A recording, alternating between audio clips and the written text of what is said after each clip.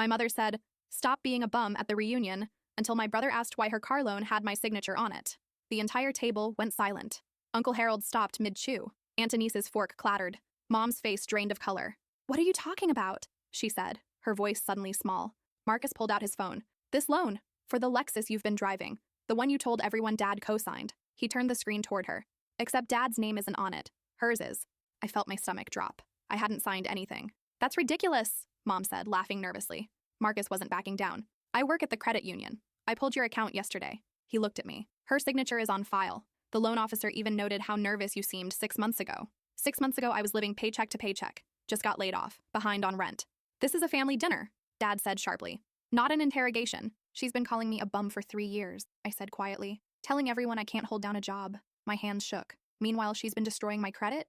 Mom's eyes filled with tears. The manipulation I'd seen 1,000 times. "I was going to tell you. I needed the car for work. My credit was maxed, and I thought..." "You thought you'd steal my identity?" Marcus cleared his throat. "It gets worse. There's also a personal loan, $15,000, and a store credit card at Nordstrom." The room started spinning. My credit had been good when I graduated. That's why I couldn't understand when I got denied for that apartment last year. When the car dealership laughed at my application. "You ruined me," I said, standing. "I've been living like this because you destroyed my financial life?" "It was supposed to be temporary," Mom said, reaching for my hand. I pulled away. "I was going to pay it all back. But then the medical bills..."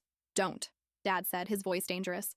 "Don't put this on me." Uncle Harold finally spoke. "How long have you known about this, Frank?" The silence told me everything. Dad had known. They'd both known. My cousin Naomi, who'd been recording like she always did at family events, lowered her phone. "This is insane. Delete that video," Mom said sharply. "Why would I?" Naomi shot back. "This is fraud." Marcus was still staring at his phone, his expression darker. "There's one more thing." He looked at me with something like pity. "There's a mortgage application pending for a house in Scottsdale." My mother stood abruptly. "I think this dinner is over." "Sit down," Dad said. It wasn't a request. She sat. "A house?" I could barely get the words out. "The application was denied," Marcus said. "But it's on your credit report. It's going to tank your score even further." I thought about every job interview where they'd run a credit check, every apartment rejection, every pitying look from loan officers. Mom had been living the life she wanted while I carried the debt. "I'm calling the police," I said, pulling out my phone. "No," Mom said, panic flooding her voice. "Please, we can fix this. I'll pay everything back." "You can't pay it back," Marcus interrupted. "I've seen your accounts. You're drowning. That's why you keep opening new lines of credit." He looked at me. "She's been using your information because hers is completely destroyed." Dad's fist hit the table. "Enough." "It's not enough," I said. I looked at my mother, this woman who'd raised me, who I'd defended when friends said she was controlling. Who else knows? The way she glanced at Aunt Denise told me everything. "You knew and never said anything?" Aunt Denise at least had the decency to look ashamed. It wasn't my place. But calling me a bum at every gathering was? My voice cracked. Letting me think I was the failure? My phone buzzed. A text from an unknown number. "We need to talk about your mother. This is Detective Elena Cruz, Financial Crimes Unit." I stared at the screen. The words blurred. My hands were shaking so badly I almost dropped the phone. "Who is it?" Marcus asked. I showed him the text. His face went pale. "How did they—" "Because I filed a complaint last week," Naomi said. All heads turned toward her. She set her phone down carefully. "After Marcus told me what he found, I have a friend at the DA's office." "You did what?" Mom's voice was shrill now, all pretense of tears gone. "I reported identity theft," Naomi said evenly, "which is what this is." Dad stood so fast his chair tipped backward. "You had no right." "She had every right," Uncle Harold said quietly. He was looking at me now, really looking at me. "How bad is it?" "The total?" Marcus scrolled through his phone. "Between all the accounts? Around $68,000. The number hung in the air like smoke. $68,000. More than I'd made in the past 2 years combined. "Jesus Christ, Diane," Uncle Harold said to my mother. "It's not that simple," Dad said, but his voice lacked conviction. "It's exactly that simple," I said. My phone buzzed again. Another text from Detective Cruz. "I'm outside. Can we talk?" Outside. She was here. At the reunion. My legs felt weak. "Don't say anything without a lawyer," Mom said, grabbing my arm. Her grip was tight enough to hurt. I pulled away. "You don't get to give me advice anymore." The walk to the front door felt like miles. Behind me, I could hear Dad and Uncle Harold arguing. Aunt Denise was crying. Marcus was explaining something to our cousin Trevor, who'd been sitting at the kids' table and missed the whole explosion. Detective Cruz was leaning against an unmarked sedan, mid-40s with sharp eyes and a no-nonsense expression. She held up her badge when she saw me. "I'm sorry to interrupt your family event," she said, though she didn't sound sorry. "But when I saw the address for the reunion matched the report we received, I thought it might be good to make contact. How much trouble is she in?" "That depends." She pulled out a tablet. "I need you to answer some questions. Did you authorize your mother to use your personal information to open any lines of credit?" "No." "Did you sign any loan documents for her?" "No." Were you aware she was using your information before today? I suspected something was wrong with my credit. I didn't know it was her. She made notes. Your brother works at First Valley Credit Union? Yeah. He's the one who discovered the accounts? I nodded. Through the window, I could see movement inside. Mom was pacing. Dad had his head in his hands. I need you to understand something, Detective Cruz said. This is a felony. Multiple felonies, actually. Identity theft, fraud, forgery. If you want to press charges, your mother could face significant jail time. The word jail hit me like cold water. How much time? With this amount of fraud? Could be anywhere from 2 to 10 years. Depends on the judge, her criminal history, whether she cooperates. I thought about being 6 years old, Mom teaching me to ride a bike. Thought about her at my high school graduation, crying proud tears. Thought about every Sunday dinner, every birthday cake, every time she'd told me she loved me. Then I thought about the apartment I'd been denied, the job I didn't get because of the credit check, living in Trevor's basement for 8 months because I couldn't afford first and last month's rent anywhere else. The humiliation of being called a bum while she drove a Lexus bought with my stolen identity. What happens if I don't press charges? The state can still prosecute based on the bank's report and your cousin's complaint, but it's weaker without your cooperation. She looked at me carefully. Can I give you some advice? Sure. I've worked financial crimes for 12 years. I've seen this exact scenario maybe 50 times. Parent steals from their kid feels guilty about pressing charges. You know what happens in about 90% of those cases? I waited. The parent does it again. Maybe not to you. Maybe to your brother, your cousin, your future kids, because they got away with it once. She handed me a card. Think about it. But don't think too long. Clock's already running. She got in her car and drove away. I stood there holding her card, watching the taillights disappear down the street. When I went back inside, the energy had shifted. Uncle Harold and Aunt Denise were gone. So were most of my cousins. Just immediate family remained. Mom was sitting at the table, mascara streaked down her face. Real tears this time, I thought. Or maybe just better acting. The detective came to talk to you, Dad said. It wasn't a question. Yeah, and I have to decide if I want to press charges. Mom's sob was loud in the quiet room. Please, she said. I'm your mother. I made a mistake. I'll fix it. I'll do anything. You can't fix it, Marcus said. He was standing in the doorway to the kitchen, arms crossed. Your credit is destroyed. You don't have the money. Even if you filed for bankruptcy, it wouldn't erase what you did to her. There has to be a way, Dad said. There is a way, I said. Everyone looked at me. She goes to jail. She faces consequences. That's the way. You can't be serious, Dad said. Why not? She was serious when she forged my signature, when she opened a credit card and maxed it out, when she applied for a mortgage in my name. My voice was rising. She was very serious about ruining my life. It wasn't like that, Mom said. I was desperate. Your father's medical bills were drowning us. I didn't know what else to do. You could have asked me for help. You were broke, so you made me broker. I laughed, but it came out bitter. That's your logic? Marcus's phone rang. He answered, listened, then his face changed. When? A pause. Yeah, she's here. Okay. He hung up. That was Detective Cruz. She wanted me to know that they're executing a search warrant on Mom and Dad's house tomorrow morning. What? Dad's face went red. They can't do that. They can, and they are. Looking for forged documents, any evidence of the fraud. Marcus looked at me. She said you should probably not be there. I don't live there, I reminded him. Not anymore. Not since Trevor had offered me his basement and I'd taken it. Grateful to be anywhere that wasn't under their roof. This is insane, Mom said. Over a mistake. Over some debt. $68,000, I said. That's not some debt. That's my entire future. She stood up.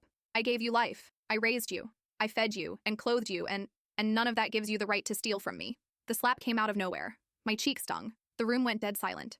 Dad grabbed Mom's arm. Diane, what the hell? I touched my face. In all the years of her manipulation, her guilt trips, her emotional warfare, she'd never hit me. Not once. Get out, I said quietly. This is my house, she said. Actually, Marcus said, checking his phone again. According to the property records, this is Uncle Harold's house. He's hosting the reunion, remember? Perfect timing. Uncle Harold appeared in the doorway. I think you all need to leave, he said. He was looking at my parents. Now. Harold, please. Dad started. I said now, Frank, before I call the police myself. Mom grabbed her purse. She was crying again, big, heaving sobs. Dad put his arm around her and they left without another word. Uncle Harold waited until we heard the car start. Then he sat down heavily. I should have said something years ago, he said. When I first suspected. You knew. Not the extent of it. But I knew your mother had money problems. She asked me for a loan 2 years ago. $20,000. Said it was for your father's treatment. He rubbed his face. I gave it to her. She never paid me back. Jesus, Marcus muttered. I thought she was just bad with money, Uncle Harold continued. I didn't know she was committing fraud. He looked at me. What are you going to do? I pulled out Detective Cruz's card. I'm going to press charges. You're sure? No, I admitted. But I think it's the right thing to do. Marcus nodded. I'll testify. I have all the documentation. Naomi came back inside. I heard yelling. Everyone okay? Define okay, I said. She gave me a long look. For what it's worth, I think you're doing the right thing. What she did was evil. She's not evil, I said automatically. Then I stopped. Was she? Could someone who'd raised me, who'd loved me, who'd been at every school play and every parent-teacher conference be evil? Intent doesn't matter, Naomi said, reading my thoughts. Impact does. And the impact of what she did is devastating. I spent that night at Marcus's apartment. He lived alone in a decent 2-bedroom near the credit union where he worked. I took the couch. You could have the spare room, he offered. The couch is fine. I couldn't sleep anyway. I kept running through memories, looking for signs I'd missed, red flags that should have warned me. There were plenty. The time she'd asked for my social security number for insurance purposes, the way she always checked the mail before anyone else, her insistence that I use her accountant for my taxes, the weird looks she'd get when I mentioned my credit problems. Around 3 a.m., Marcus came out of his room. Can't sleep either? Every time I close my eyes, I see her face when you showed her the loan documents. He sat in the armchair. Want to know something messed up? Part of me feels bad for her. Yeah? She's our mom. Even when she's destroying our lives, she's still our mom. He was quiet for a moment. But then I think about you living in Trevor's basement, working 3 part-time jobs because no one would hire you full-time after the credit check, and I get angry all over again. 3 jobs, I said. All of them minimum wage, while she drove a Lexus. The lease is in your name too, by the way. I didn't mention that earlier. Didn't want to pile on. I started laughing. Couldn't help it. The laugh turned into something else. Marcus didn't say anything, just handed me a box of tissues. When I finally stopped, he said, Detective Cruz is good at her job. She'll build a solid case. What if I can't do it? What if I can't actually testify against her? Then you can't. But at least you tried. My phone rang at 7 a.m. Unknown number. I answered. This is Detective Cruz. The search warrant is being executed now. Thought you'd want to know. Find anything? I can't discuss details of an ongoing investigation, but yes, quite a bit. She paused. Your mother's asking for you. What? She wants to talk to you. Says she'll cooperate fully if you'll just come to the house. Is that allowed? It's not forbidden, but I'd advise against it. She's trying to manipulate you. Yeah, I said. That's kind of her specialty. If you do decide to go, I need to be present, and you don't have to say anything to her. In fact, I'd prefer if you didn't. I told Marcus. He immediately said no. Don't give her another chance to guilt you. But I was already getting dressed. I need to see it. Whatever they found, I need to see it with my own eyes.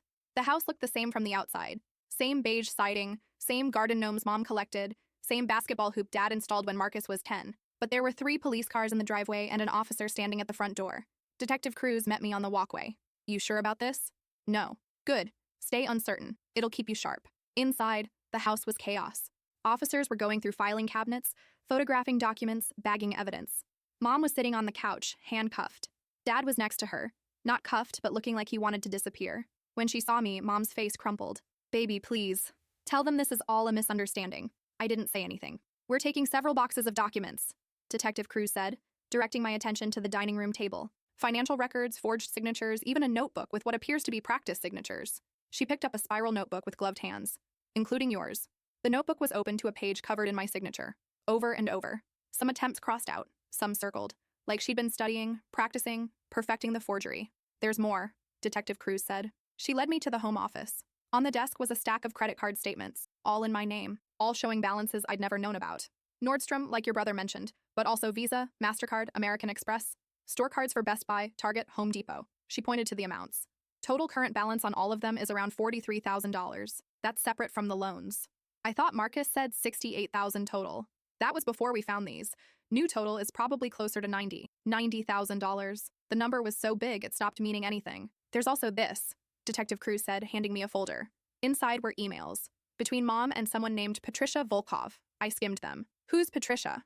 According to what we found so far, she's a loan broker who specializes in helping people with bad credit. Except in this case, she was helping your mother secure loans using your identity. She pointed to one email. Look at the date. 4 years ago. This had been going on for 4 years. I think I'm going to be sick, I said. Detective Cruz guided me to the bathroom. I didn't throw up, just sat on the floor and tried to breathe. Through the door, I could hear Mom crying, begging Dad to fix this. Dad saying he didn't know how. When I came out, Marcus had arrived. Trevor just called me, he said. It's all over Facebook. Naomi posted about it. She what? He showed me his phone. Naomi's post was long and detailed. She'd included screenshots from the family dinner video, the one where Mom had told her to delete it. Public shaming isn't going to help, Detective Cruz said, but she didn't sound that bothered. It might help other people, Marcus said. Other people whose parents are doing this to them. They need to know they're not alone. The post already had 300 shares. Comments were flooding in, some supportive, some calling it fake, some sharing their own stories of family financial abuse. One comment caught my eye. This happened to me. My father destroyed my credit and I thought I was the problem for years. Thank you for speaking up. We're taking your mother to the station for formal booking. Detective Cruz said. She'll be charged with multiple counts of identity theft, fraud, and forgery. Bail hearing will probably be tomorrow. What about Dad? We're still investigating his involvement. So far, he claims he didn't know the extent of it. Her expression said she didn't believe him. They led Mom out in handcuffs. She looked at me one more time. I'm sorry, she said. I'm so sorry. I still didn't say anything. After they left, Dad sat at the kitchen table with his head in his hands. This is going to destroy our family, he said. The family was already destroyed, Marcus said. We just didn't know it yet. She's your mother. And she's a criminal, I said. The word felt strange in my mouth. Criminal. My mother. The criminal. Dad looked up. What do you want from me? You want me to condemn her? She made mistakes. Big ones. But she's not some monster. She practiced forging my signature, I said. In a notebook. Over and over until she got it right. That's not a mistake. That's premeditation. He didn't have an answer for that. I need to know something, I said. When did you find out? The silence stretched. Finally. About 6 months ago. She confessed after the Lexus payment was late. Told me she'd opened one account in your name. Just one. To get through a rough patch. And you didn't think to tell me? I made her promise to pay it off. To never do it again. His voice cracked. I didn't know about the rest of it. You have to believe me. I don't have to believe anything, I said. Marcus and I left. On the drive back to his apartment, neither of us spoke. My phone kept buzzing. Text messages from cousins, family friends, people I hadn't talked to in years. Everyone had seen Naomi's posts. Everyone had opinions. One message stood out. From Trevor.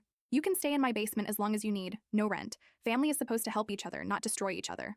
The bail hearing was the next afternoon. The prosecutor argued Mom was a flight risk given the severity of the charges. Her lawyer argued she had deep community ties and no criminal record. The judge set bail at $50,000. Dad managed to scrape together the bail through some bond arrangement I didn't fully understand. Mom was released that evening with an ankle monitor and strict orders not to contact me. She tried anyway. Called from Dad's phone at 11 p.m. Don't answer it, Marcus said. I answered. I just want to explain, Mom said. Her voice was hoarse from crying. Please. 5 minutes. You forged my signature. You destroyed my credit. You've been lying to me for 4 years. What's left to explain? I was desperate. Your father's cancer treatment. Dad had insurance. Good insurance from his job at the plant. Silence on her end. This wasn't about medical bills, was it? The insurance didn't cover everything. How much did his treatment actually cost? Out of pocket? More silence. Mom, how much? Around 12,000. And you've stolen 90,000 from me. Try again. I could hear her breathing. Finally, I liked the life we had. The life we used to have. Before your father got sick and had to quit his job. We were comfortable. We went on vacations. We had nice things. Her voice dropped to a whisper. I couldn't go back to living paycheck to paycheck. Clipping coupons. Shopping at Goodwill. I just couldn't. There it was. The truth under all the lies. She hadn't been desperate. She'd been greedy. Goodbye, Mom, I said, and hung up. The next few weeks were a blur of meetings with lawyers and detectives and credit bureaus. I filed police reports, filled out affidavits, submitted to interviews. The credit card companies were surprisingly helpful once they understood what had happened. Most of the fraudulent accounts were closed and the balances removed from my credit report. But the damage to my credit score would take years to fully repair. Marcus helped me file a victim impact statement. It was required for the trial, whenever that happened. I struggled with what to write.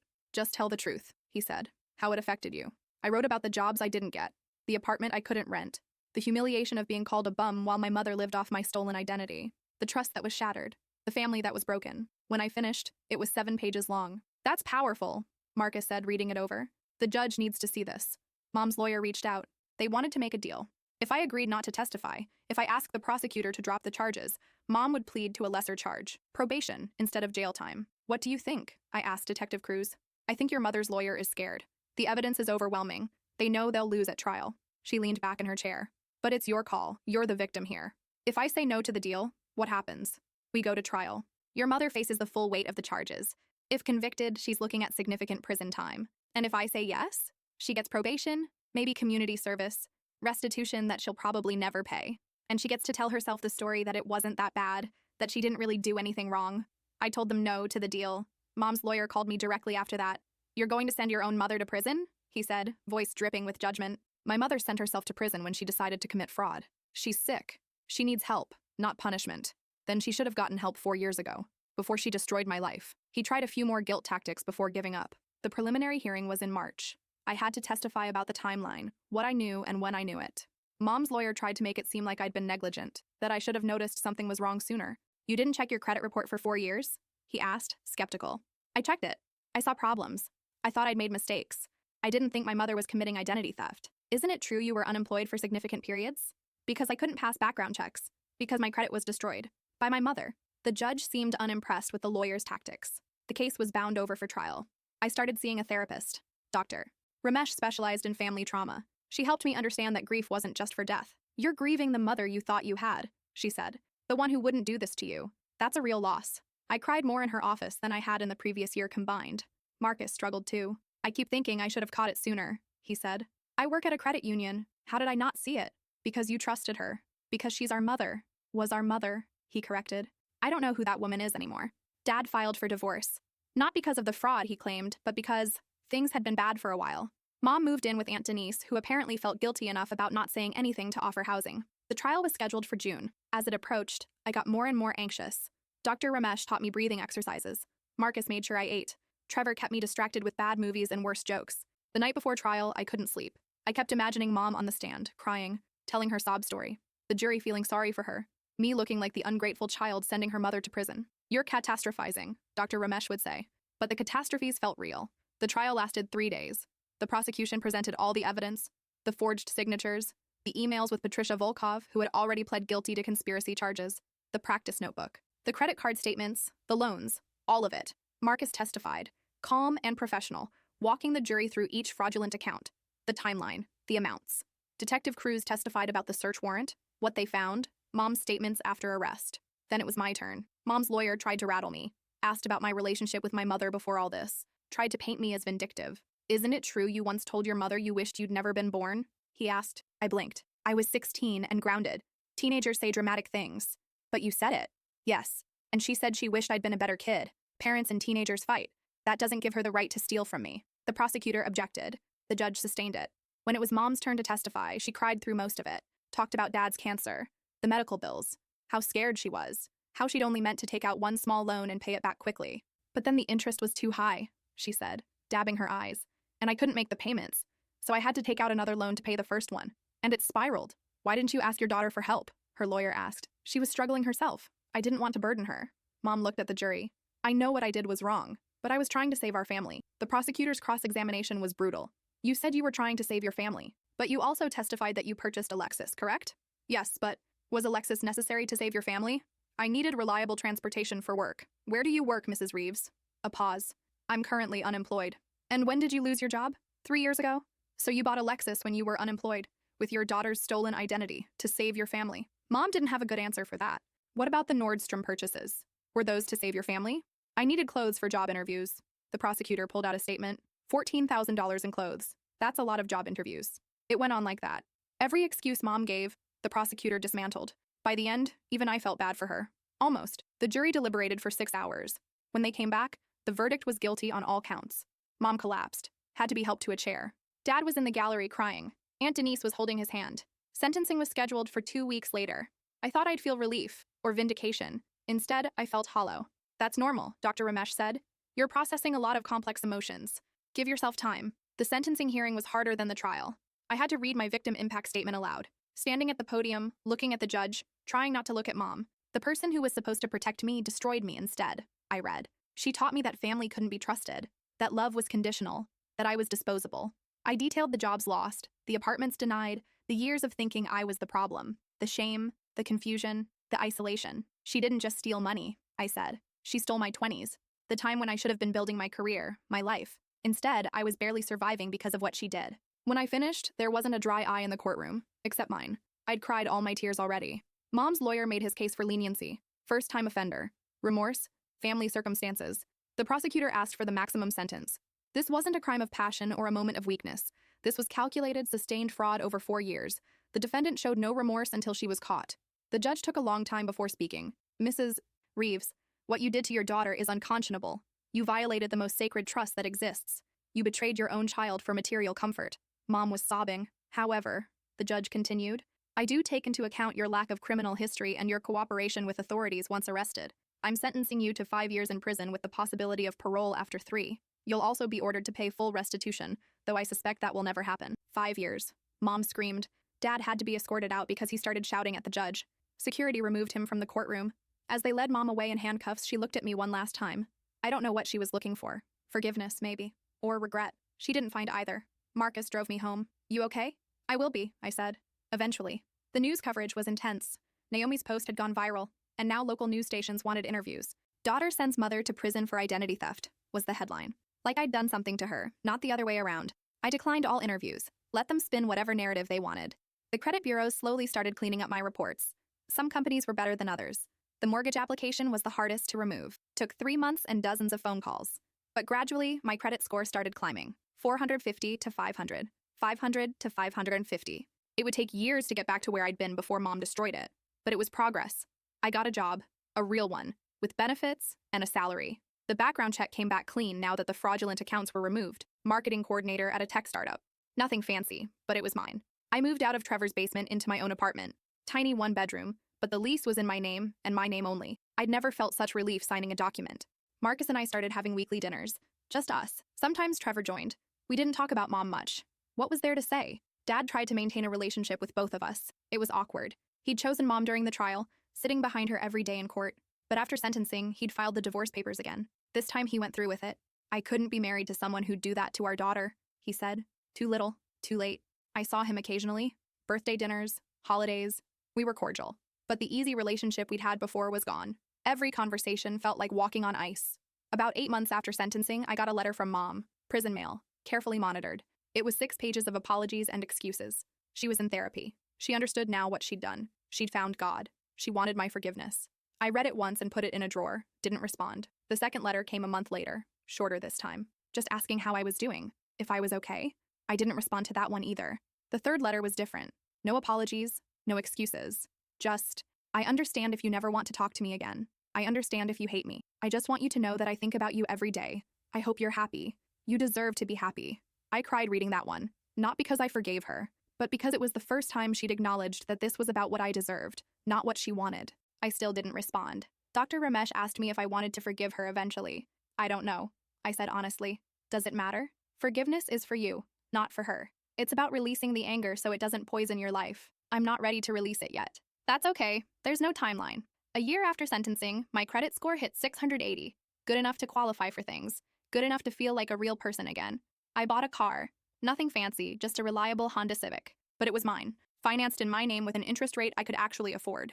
The salesman congratulated me. He had no idea what it meant to me. This simple, ordinary transaction that most people took for granted. Marcus came with me to pick it up. I'm proud of you, he said. For buying a car. For surviving. For rebuilding. For not letting her destroy you completely. We went out to dinner to celebrate. Nice restaurant. The kind Mom used to take us to before everything fell apart. I ordered the most expensive thing on the menu just because I could. Halfway through dinner, my phone rang. Prison number. I declined the call. She's allowed to call now? Marcus asked. Apparently, I haven't accepted any calls. Are you going to? I don't know. The calls came every few weeks. Always declined. The letters kept coming too. I started reading them, though I still didn't respond. Mom was up for early parole review at the 3-year mark. Her lawyer contacted me, asking if I'd write a letter supporting her release. Absolutely not, I said. The lawyer tried to guilt me. She's your mother. She served her time. She served 3 years. She stole from me for 4. The math doesn't work out. Mom was denied parole. Would have to serve the full 5 years. I felt guilty about feeling relieved. Talked about it in therapy. It's okay to have mixed feelings, Dr. Ramesh said. You can acknowledge that she's suffering and still believe she needs to face full consequences. Am I a bad person for not wanting her out early? You're a person protecting yourself. That's not bad. That's healthy. Year 4, I got promoted. Senior marketing coordinator. Came with a raise and better benefits. I moved to a nicer apartment. 2 bedrooms, 1 for me, 1 for a home office. I started dating. Tentatively at first. It was hard to trust people. Hard to let anyone get close. My mother stole my identity was a hell of a thing to drop on a 3rd date. But I met someone. Adrian. Graphic designer, good sense of humor, patient with my trust issues. My family's kind of a mess too, he said when I finally told him everything. Not identity theft level, but we've got our dysfunction. It helped, being with someone who understood that family wasn't always a blessing. Marcus met someone too. Lucia, a teacher. They got engaged on the anniversary of the trial verdict. Weird timing, I said. Not really, Marcus said. That was the day we took our lives back. Seems fitting to celebrate that.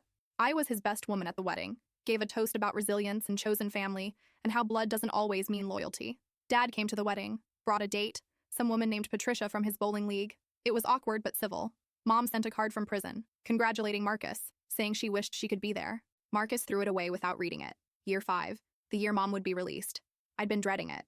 Didn't know how I'd handle seeing her again, if I could even be in the same room. She got out on a Tuesday in October. I knew because Dad texted me. Your mother's being released today. Thought you should know. I thanked him and immediately had a panic attack. Adrian talked me through it. Dr. Ramesh had given me tools for this. Breathing exercises, grounding techniques. You don't have to see her, Adrian said. You don't owe her anything. But part of me wanted to see her.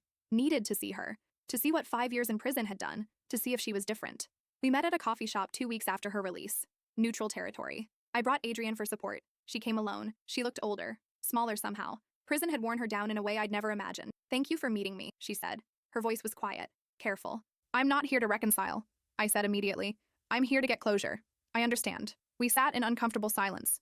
Finally, I asked, "Why did you really do it?" She didn't pretend not to understand. "I was jealous." "Of what?" "Of you. Your potential. Your future. You were young and smart and had your whole life ahead of you." She stirred her coffee.